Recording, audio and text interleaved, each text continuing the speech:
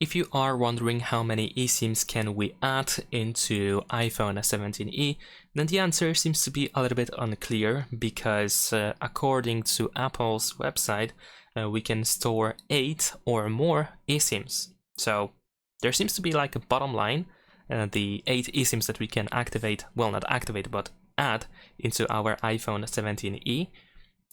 But there is also or more, which suggests that you might even exceed this number. Now, my guess is that there is some sort of limited memory that can be used by eSIM profiles. So the more profiles you use, the more, of course, memory for eSIMs is used. And of course, some profiles, some eSIMs might take more of that memory than other.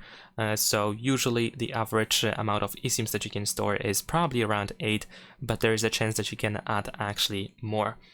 And if you are wondering how many can be active at once, how many you can use actively on your iPhone 17e, then the answer is 2 at most. But of course, this depends on your physical SIM card. So if you have a nano SIM card on your iPhone 17e, then in this case you can use one physical SIM card and one eSIM at the same time.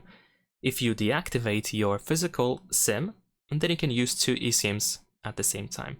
And that is pretty much it. Leave a like and subscribe.